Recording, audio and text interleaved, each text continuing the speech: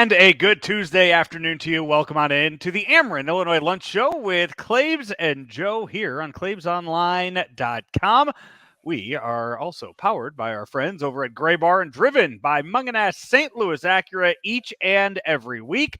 I am Joe Roderick, joined alongside by Mike Claiborne. And if you're watching us right now live on YouTube or Facebook or Twitter, you can see that Claibs is in a little bit of a different location than he usually is, as he is live from the Winter Meetings down in Nashville. Claibs, what's the latest? Are you coming on here to break where Shohei Ohtani is going?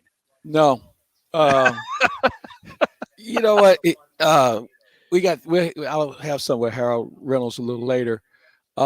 We just standing around, man. Nothing's going on. And it's the typical winter meetings with regard to how things work. We just doing a lot of hurry up and waiting. Right now we're going through a session where each manager from each team has a chance to visit with the media. And we just had a chance to visit with Mike Schilt as he talked to the media. But other than that, man, we're just kind of standing around. And I think Harold Reynolds made a good point.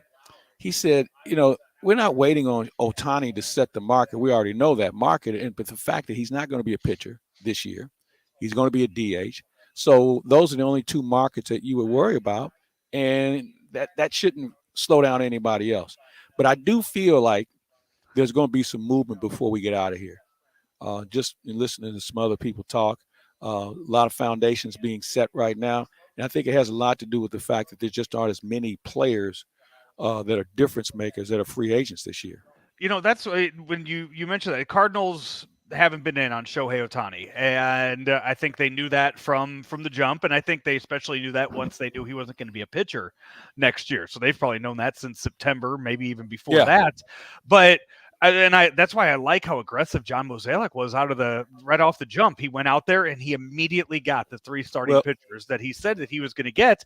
But I still think there's a lot more work that's going to be done with that too. But he went out there, he got those three, and you look at a team like the Braves who are kind of sitting there, and we talked about this last week. They missed out on Aaron Nola, they missed out on Sonny Gray, and now the Braves are having to look around and go, okay, where's our pitching going to come from? Where the Cardinals kind of have a few things already set in place. Well, that's something Mo talked about last night, wanting to be out in front on this. And just as you mentioned, there isn't a lot out there. And somebody's going to overpay for some guys for all the wrong reasons. And I think in that situation, you have to tip your cap to him. He went out and addressed the need of pitching. He went out and addressed the need for experience. He went out and addressed the need for having a rusty nail or two in his clubhouse and showing some leadership. So far, so good on that front. And I think there's more to come. I don't think it's been a secret that the Cardinals have looked to trade Tyler O'Neill. But did anything kind of shock you by the comments that he made yesterday on MLB Network? Yeah, it was, because as long as I've known him, I've never heard him mention a player in that frame, in that manner. And it just basically tells you that they just want him out. And once you say that, I mean, it's really hard to put the toothpaste back in the tube once you come out and say, like, hey, here's who our outfielders are, here's who our fourth outfielder is, this is who we're looking to trade. Yeah. Again, it's unique. It's certainly unique for him. But I just think they want to just push the envelope and get it over with. And I'm sure he might be a guy that we'll see move while we're here. Because there's some teams that have some interest in him. As far as the names go for the pitchers that are out there right now, tradable pitchers that are out there, who is on your wish list right now? That's a good question. I'm not sure if there's one person in particular, because everybody comes with a flaw of some sort. I know Glasnow is a name that we've heard a lot about, but we also know he's a guy that hasn't been healthy enough. Clevenger is another guy. We hear his name being bandied about. And I'm sure, and we've seen this before, that there's a name of a player that none of us thought was either A, available, or B, the team would be interested in. I mean, they've done this before where there's a name that we wasn't even thinking about. So I'm going to sit back and wait on this one because you also need to show up the bullpen. And he addressed that issue as well about looking for some arms out of the bullpen. And I think they want some experience there as well. we know Yamamoto's still out there. There's 3 Japanese pitchers that have been posted that are out there that the Cardinals have been linked to one way or another. As far as the trade names go, the one that popped up yesterday that I hadn't thought about it all, but now once it pops up, I kind of like it, knowing what the Cardinals have to trade, especially with a guy like Tyler O'Neill, Alek Manoah, the pitcher from the Blue Jays. When you look at what you could get in return for Tyler O'Neill, knowing his injury history and knowing that it's been very much made clear that the Cardinals want to get rid of him, why not, make that exchange for a guy who was kind of banished to AAA last year due to Yeah. performance? I think that's a viable guy. And you know what? You do them on short term. If it works for you, then you're good. And if it doesn't, you just move on. So, Yeah. he would be a guy I would be intrigued by. The back to the Shohei news. Talking about the Blue Jays, they have the Shohei camp kind of said from the beginning that they wanted to make sure that a lot of news wasn't getting out, and I don't think the Blue Mission Jays accomplished. the Blue Jays didn't really leak news, but I think a lot of people just kind of connected the dots as to why their GM wasn't in Nashville yesterday. And the only reason he wouldn't have been in Nashville yesterday was to meet with a guy like Shohei Ohtani. So we kind of learned the Blue Jays were in on the move for that. Bob Nightingale, friend of the website, guy that you are that I imagine you have seen down there in Nashville and had a few conversations with, recently just posted on Twitter that the Cubs are kind of out of the Shohei sweepstakes, that it's now down to Angels, Dodgers, Giants, and Blue Jays. Who do you like out of those 4?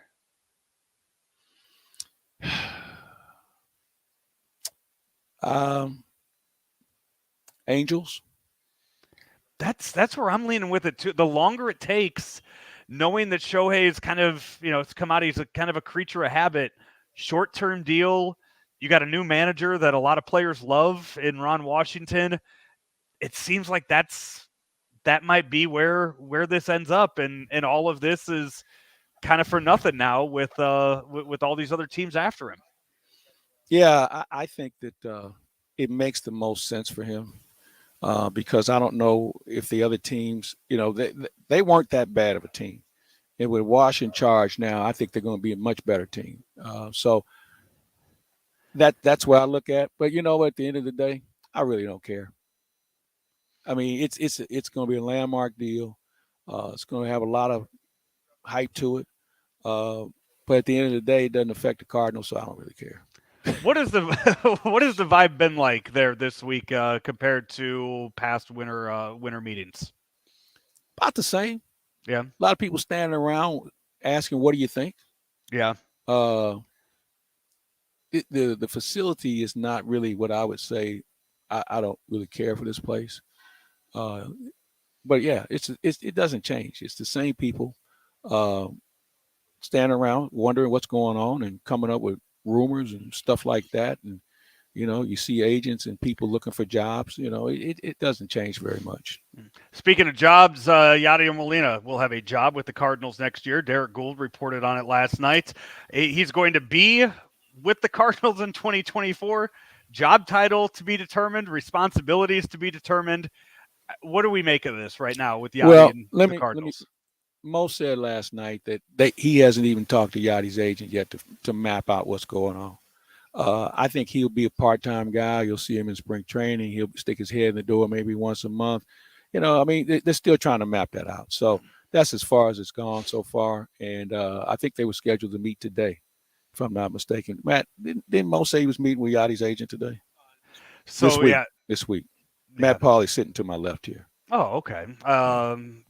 Yeah, we'll tune into him tonight, KMOX. He'll have all the recaps and everything from everything that's going to happen today at the winter meeting. So you added somebody like him now back to the locker room. You have a guy like Lance Lynn in the locker room, Daniel Descalso now as the bench coach. So it seems like a lot of former Cardinals, former leadership guys that were in leadership roles are coming back into the Cardinals clubhouse in 2024.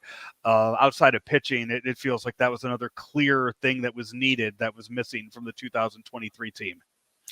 There's no question about that. I was spent some time with Lance Lynn on Saturday, and we were talking about just that. And I just told him, I said, where do you get a load of these guys?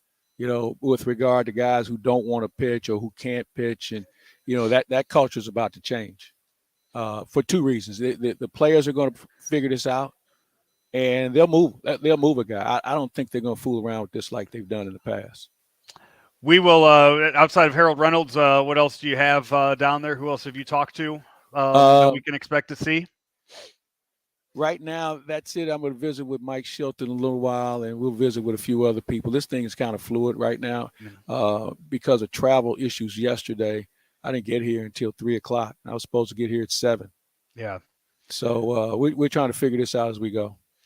We will, we'll keep bringing you more from the winter meetings as we get them here on Claibs Online. One of the things that happened Sunday night, they announced the Veterans Committee Hall of Famers for the next year. Our friend Joe West was up on the vote, did not get enough votes for that. The only person that did get enough votes was Jim Leland.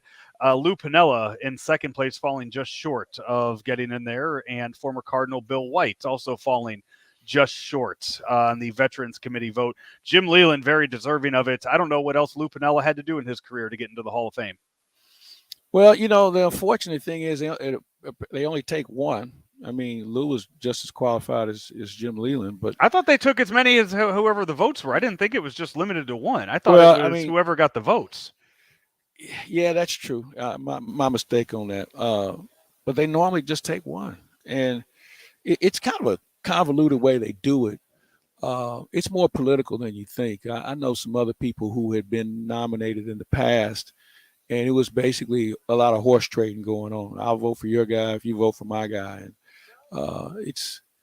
it's unfortunate because the people we're talking about are up in age. Okay, yeah, this is not a young man's vote, and to see guys get turned away like that, it's unfortunate because they're not eligible again for 3 years. Yeah. So yeah, that's a lot of guys that are going back on the list for that. So, all right, hey, let's take a break. I want to get to, because I know a lot of this show is, as you mentioned earlier, it's going to be fluid. Anything could happen at any moment, and we'd have to cut things short today. So I do want to take a break right now, and when we come back, talk a little college football, because that is really what the big topic is for the show today. One last baseball note. Just want to remind everybody that on January 8th, Claibs, you will be the MC of the Alton River Dragons winter meetings. Their night, the keynote speaker at the event at Max in Alton, Illinois. You can go and find tickets online right now. Go to search the Alton River Dragons, or go to the Max Facebook page and find all the information to go see Claibs talk a little baseball with the folks down there on January 8th in Alton, Illinois. We will be back in just a few seconds here on the Ameren Illinois Lunch Show with Claibs and Joe here on ClaibsOnline.com. Let me get this straight. Graybar is a distributor? Yep. For more than 150 years, we supported electrical and datacom projects all over the country. So you can get me products wherever and whenever I need them? Yep. Thanks to our expansive national logistics network. For any industry? Yep. From construction sites and industrial plants to schools, hospitals, and just about everything in between. So you could say Graybar is much more than a distributor? Yep. You could say that. They really do it all. Yep. When you need a hand powering, connecting, or maintaining your operations, join the thousands of professionals who rely on Graybar to help keep them up and running. Yep, Graybar does that. Back here on the Ameren Illinois Lunch Show with Claibs and Joe here on ClaibsOnline.com. Also powered by Graybar, driven by Munganast St. Louis Acura. And Claibs, you and I were talking with the folks on Ameren last week, and they plan on getting us back out in the field with them here in once the holidays are over, and see what all they're working on there at Ameren, Illinois. Yeah, they have so much going on these days, inside and out. And, one of the great things about Ameren, they're just not the electric company or the gas company. They do a lot of other things that we love talking about.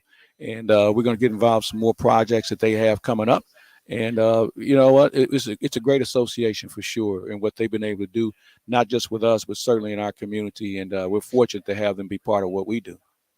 Claibs, the college football playoffs were announced on Sunday morning, right before kickoff, and after what we saw on Saturday, it was really up in the air, all the way down to that final selection of the show that day. So we are going to get number 1 Michigan versus Alabama. We're going to get number 2 Washington against number 3 Texas, and Claibs, no Florida State, undefeated on the season, ACC champions, the first time ever that a Power 5 undefeated team has been left out. On top of that, we also will not have Georgia in the top 4. They were number 1 all year long, and their loss to Alabama in the SEC championship game has knocked them out as well. So in the last year of a Final Four, I kind of feel like the committee got what it deserved with having to make choices like this and having so many people mad at them at the end. Well, I thought they got it right, though. Yeah. I mean, Georgia just lost at the wrong time of the year. Bottom line, they lose in September. They're probably in the tournament. Florida State didn't play anybody, and they lost their quarterback. It's no different than in college basketball. If you lose one of your better players at selection time, guess what? You might not make the tournament, or you might have a different seed. So, it comes with the territory. You're right. Somebody's going to be mad. It is what it is. Let's move on. And I think what we ought to be thinking about is Michigan and Alabama. That's going to be a good old-fashioned scuffle there. It was funny to see the jubilation on the players' faces when Michigan found out they were the number 1 seed. And then when they found out they were playing Alabama, it was like, oh, uh-oh. So I found that to be amusing along the way. But, I is all you need. And you really don't need that many. No. Because you know what? Seldom will a 12 team beat the number 1 team. The way they're going to set it up, I guess some teams are going to get a bye, which is fine. I don't care. Top 4 will get a bye, yeah. But I think at the end of the day, that's about as many teams as we need to have, because this has been a unique year where a lot of teams played well. But it also sends a message to programs. You can't keep playing these cupcakes in September and expect anybody to respect you. You know, and I think that's something that we have to learn about. And if you're in a conference that's not very strong, this is what you get. And we went undefeated, but I always look at that schedule early on. And one of the reasons why Alabama got in is because they played a good team in Texas. They did the right thing, and that's one of the reasons why they're in. Along with the fact that exactly. So I mean, how many teams put those sort of teams on the schedule that early in the year? And it says a lot about their commitment to making sure that they have a credible schedule, because I think that was one of the major reasons why Florida State was not in it.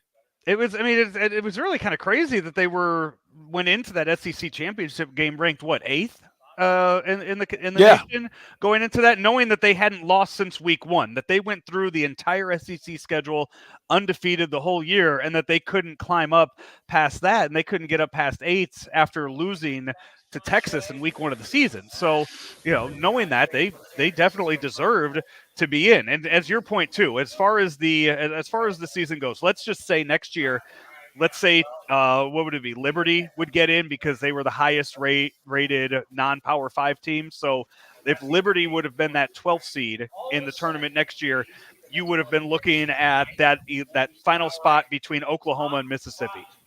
Ole Miss and Oklahoma, that's who it would have been between at the end for that final spot. If it would have been the case this year.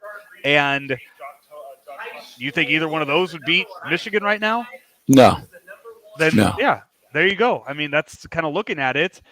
Don't lose 2 games. I mean, it's enough to be, it's one thing to bitch about it when you lost 4 games. I get that. I get Florida State's argument with that. If you lost 1 game, you have an argument. But once you lose 2 games, I think you are not allowed to complain if you lose that out of that top 12. Well, I don't know if I'd go that far. I think that obviously two losses really kind of puts a distance between yourself and everybody else. But I think I have to look at who you're playing. Yeah. Now, if and when you lose, again, I go back to that. If Georgia would have lost at the beginning of the year like Alabama did, then I think Georgia would be in. I just think it's timing, man. You can't lose in November. Okay, can't do it. Cannot do it. and or late December or early December. You can't do it and expect anybody to think you're going to be that credible. But there's going to be a time where we're going to have a bunch of teams with one loss. Mm-hmm. But I think it just depends on when you have the loss, and I think it depends on who you're playing. We have the rest of the New Year's 6 games. The rest of that schedule is out. Mizzou will be headed down to the Cotton Bowl to take on Ohio State. I think this game is going to mean a lot more to the future of Mizzou than it's going to mean to the future of Ohio State. The Ohio State quarterback's already entered the transfer portal. Marvin Harrison Jr. probably will not play. This is a good opportunity for Eli Drinkwitz to win a big bowl game, defeat a top-ranked program, and just kind of have that on his resume moving forward with recruiting. I agree with you to a point. I think this game is bigger for Ohio State, and here's why. They're already catching heat. Ryan Day and his staff are losing to Michigan. Losing to Missouri would be, in their opinion, beneath them. And if they were to lose to Missouri, I think you see some heads roll there. Okay, so I think there's a lot more at stake for them than maybe they're leading on to. Even without their quarterback and their top receiver. Listen, man, this is a school that fired a coach because he didn't cover enough. Okay. Mm-hmm. So, and this is Gene Smith's last year as the AD there. So there could be a lot of shakeup if Ohio State performs poorly against Missouri. Yeah. Eli Drinkwitz, by the way, if you haven't seen the clip yet, when he was on Sports Center with Reese Davis, the comment he made about Connor Stallions calling him towards the end of the interview, that was Reese Davis was in tears, laughing so hard at the end of that. That was a real nice bit there by Eli Drinkwitz at the end. Is there any? I mean, with the Final Four being in this being the way it is, are you looking forward at all to any of the other bowl games? The Georgia, what is it? Georgia versus Florida State. I mean, are there any other ones that you're even looking forward to or care about at this point? You know what? I will at some point. I just really haven't had the time to really go down the list of the other bowl games. But I think Georgia, Florida State, that'll be that could be a good scuffle there. That could be because they're both mad. Yeah.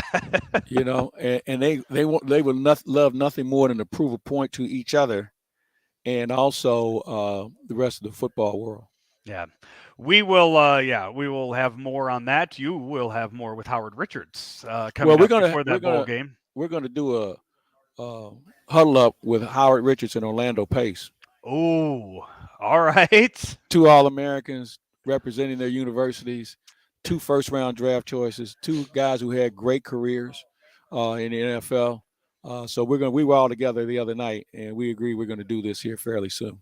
That's very looking forward to that one coming up. Hey, let's take our final break, and when we come back, we will talk a little NFL and wrap things up. Claibs is live in Nashville at the MLB Winter Meetings. This is the Ameren Illinois Lunch Show, powered by Graybar, driven by Munganass St. Louis Acura, here on Claibs Online.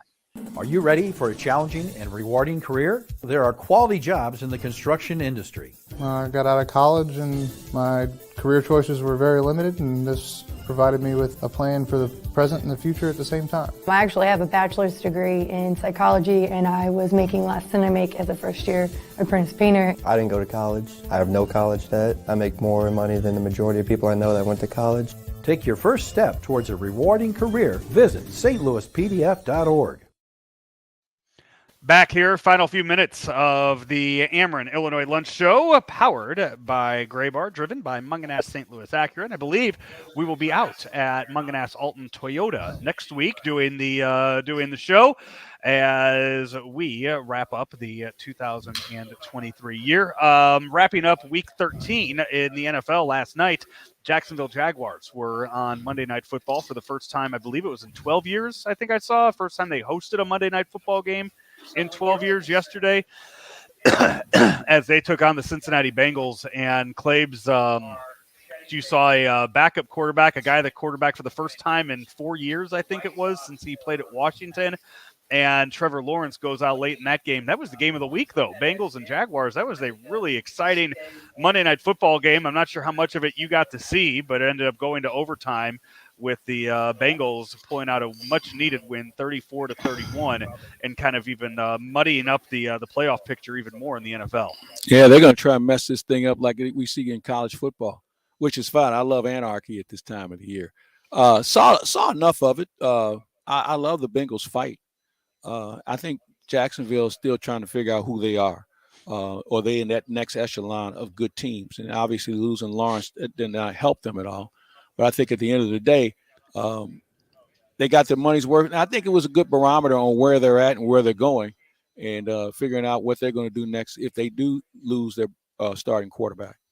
Going into the week, everyone, I think, would have pegged the Eagles and 49ers as being the game of the week. But the 49ers, it's really hard for me to kind of figure out what was so different about them when they didn't have Deebo Samuel. Just losing a wide receiver. I know he's talented, and I know he's one of the top wide receivers, top offensive players in the NFL. But the weeks that they were without him, they look completely lost. And having him back, they're just a beast of a team right now and look to be back to that team we saw the first 5 weeks of the year. Well, but they also had a couple offensive linemen that were down with Samuel too. So I think they obviously have gotten guys healthier to play now. They're a good team. They're a really good team. They can push you around physically. They have a very diverse offense. Their defense is solid, if not good, very good. And they're going to be the team to be reckoned with. And you know what? Probably was a good bucket of water in the face of the Eagles to let them know where they're at and where they need to go, because I really believe these two teams will be facing each other again in the playoffs. Oh, yeah, that's your NFC Championship game. Yeah. As you look at the NFC and who's up there, I mean, outside – I don't feel like Detroit. There's just something about that the Lions team that does not give me confidence in them making a deep run into the playoffs. So outside of the Cowboys, that'd be the only thing that I think could jump in and knock one of those two out. But also, Joe, it comes down to being healthy. Yeah, and we've seen how many top quarterbacks have gone out already this year. Yeah, all around the NFL. So, by the way, as of early this morning, I think they were saying it was an ankle sprain by Trevor Lawrence. So yeah, but you know what? You got to be careful with that because it could be a sprained ankle. Is it a high ankle sprain? Is it a tissue issue? I mean, there's a lot of things that go into that. So I think we need to just be careful on just assuming that it's an ankle sprain and he'll be okay. That thing could be lingering, so you have to be careful. Claibs, we'll wrap things up and let you get back to work out there in the winter meetings. Just want to talk about the little trip you made this week down to watch SLU and SIU. I'm sure you were expecting that game. The worst game I've ever seen in St. Louis U in my time watching them. It was embarrassing. They've got problems. Okay, they don't have the ability to rebound like that. I mean, we thought the Utah State game was going to be a tough one, and it was. They ended up losing that. But to go down to Carbondale and just get the tar kicked out of them, they don't have enough good players, plain and simple. And the ones they have are not committed. There's no fight in that team, and it's disappointing. We knew they were going to be a little on the thin side this year, but that was the worst game I've ever seen in St. Louis U. And I've been watching them since I was a kid. So I go back to the time I was doing the game, so that's 85. To see this, it's unacceptable. Period. 40 points loss. Hey, Joe. Yeah. Joe, it could have been 50. Yeah, it could have been. They could have easily hung a 50-point on them. And I give their coach some credit for not pushing his foot pedal on the gas. I mean, you look at it too. They were down at one point. I mean, they were down by 20 to Utah State before they made that run at the end. So that game could have gotten just as ugly. If they weren't able to turn it on the final 8 minutes or so of that one. I had somebody who I respect as far as knowing the game has told me he didn't think they could win a game in the month of December. That's not good heading into conference play. No kidding. So. All right, Claibs, we will let you get back at it out there at the winter meetings in Nashville. If anything breaks, we will do our best to get it to you as fast as possible. Hopefully something starts to churn up here in the next few hours. As tomorrow too? Is there stuff going on tomorrow or is today the last day? Okay. Today and tomorrow. All right. Well, we will look forward to seeing all your reports with that. And as you mentioned, Matt Pauley sitting there to your left. we'll listen to him on Sports Open Line tonight on KMOX and see what he has to say from the meetings as well. Until then, he is Mike Claiborne. I'm Joe Roderick. This has been the Ameren Illinois Lunch Show, powered by Gray Bar, driven by Mungenast St. Louis Acura, right here on ClaibsOnline.com. Hey everybody, I'm Peter Mungenast St. Louis Acura, here to talk to you today about some benefits of Acura's certified pre-owned program. After passing a 182-point multi-point inspection, Acura backs all of our certified pre-owned cars with a 6-year, 100,000-mile limited warranty and a 7-year, 100,000-mile powertrain warranty. Mungenast St. Louis Acura has new inventory arriving daily. Come on into Mungenast St. Louis Acura today, meet our award-winning team, and find that perfect certified pre-owned Acura for you.